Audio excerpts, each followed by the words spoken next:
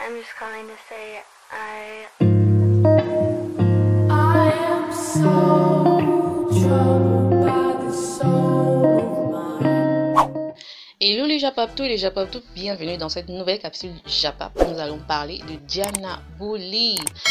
Récemment, vous l'avez vu pleurer devant son écran. Bien évidemment, tout le monde a pris parti d'une façon ou d'une autre. Chacun s'est prononcé selon sa conception de l'histoire. Et bien évidemment, Général Camille Makosso s'y est mis parce que je vous rappelle, d'après la dernière vidéo, que sa fille a été citée dans l'affaire.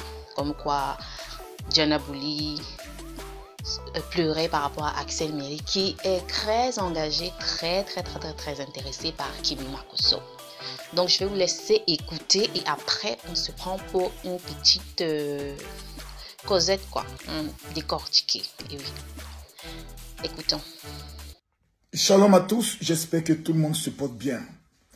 Je m'appelle Tangana Fokam Kami Makosso, le guerrier noir ivoirien, le général invaincu.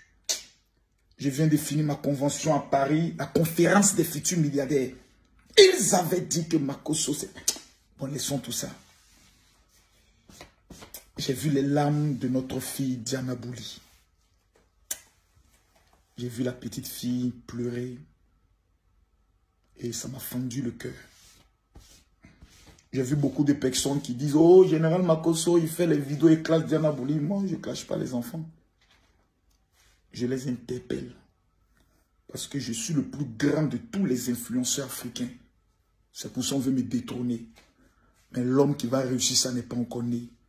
Moi, Camille Makosso, le jour où vous apprenez que Makosso allait en prison, ne pleurez même pas. J'ai déjà fait 15 mois là-bas. C'est ma maison. Tout ce qu'il fait là, un jour, il est retourné encore là-bas. Et joie!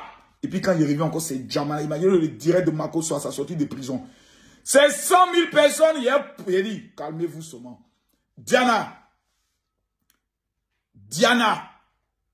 prends un petit tabouret. Ah ouais, assieds-toi là-bas. Assieds-toi. Voilà, assieds-toi là. Petite soeur, j'aimerais te dire qu'on t'aime.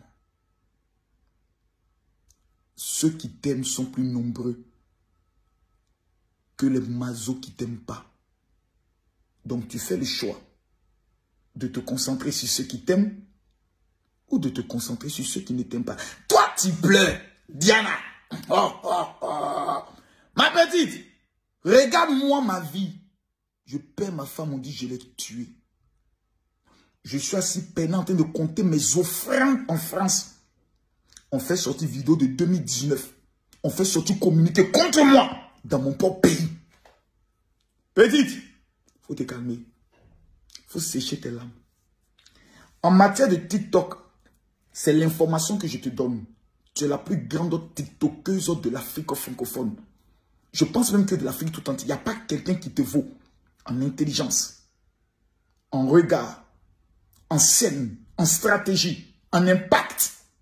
Tu as la chose. Dieu t'a donné un talent extraordinaire. Maintenant, tu fais le choix entre écouter, lire les commentaires ou te concentrer sur ta life en évitant tout ce qui peut être contre ton image et puis te faire le maximum de fric. Je te dis ici et maintenant, Diana, on t'aime. Je veux voir tout le monde partager cette vidéo et mettre un seul commentaire. Parce que voir une petite fille qui essaie de s'en sortir, qui a laissé son pays, venir en Côte d'Ivoire vivre, je ne peux pas accepter voir un enfant pleurer de cette manière. Ça m'a vraiment touché. Et ça, je le dis avec mon cœur. Parce que souvent, quand tu as des grands frères qui te disent petite, c'est pas forcément parce qu'ils te détestent. C'est parce qu'ils t'aiment. C'est parce qu'ils ont vu quelque chose en toi que peut-être toi, tu n'as pas encore vu. Tu as un talent extraordinaire. Un vieux monsieur me disait toujours, quand je m'énervais pour des situations hautes, il dit Camille, il dit oui, c'était un archevêque, c'est l'archevêque assis là tout. Il dit, il faut me vendre ton âme. Je vais t'acheter, puis moi je vais t'utiliser. Si tu ne sais pas qui tu es, si tu ne connais pas le potentiel que tu as, je peux me tenir devant une foule d'1 million de personnes. Je finis de parler. Eux tous à l'unanimité. Soit ils pleurent, soit ils disent nous sommes d'accord. On peut m'accuser de tout. Mais mettez-moi devant n'importe quel plateau télé. Quand j'ai fini de parler, je divise l'auditoire en deux. Certains sont pro-Makosso, d'autres restent anti-Makosso. C'est un don. C'est ce que tu as aussi dans ton domaine. Concentre-toi sur ceux qui t'aiment. Tu commets au stade où tu es arrivé. Je pensais que tu avais créé ta fondation Diana Bouli et que tu allais faire cotiser tous tes abonnés pour poser des actions caritatives. Ma petite, tu as besoin d'aller à l'école de la marmaille. On t'aime. Ne l'oublie jamais. Torkos. Ok, à sa suite, j'aimerais parler à Diana Bouli, moi aussi. Ouais, c'est bien beau de compatir et tout. Elle pleure, ouais, c'est cool. Mais après, à un moment, il faut franchement nous laisser tranquille. Quand on vient sur Facebook, principalement, c'est pas le monde réel, c'est le monde virtuel. Donc, c'est un monde où chacun a envie de se montrer ou de se montrer selon son avantage, selon ce qu'il aimerait être. Et puis, nos influenceurs, principalement ici en Afrique, je parle Cameroun, Côte d'Ivoire, ont pris l'habitude de se jouer des personnes qui les regardent avec le concept de buzz. D'accord? Le concept de buzz qui part du fait quoi? Ça va soulever, ça va choquer. Alors, ils ont habitué les internautes à... principalement, moi, je le dis clairement, les influenceurs ont fait ou ont participé à ce que les internautes sont pour ma conception.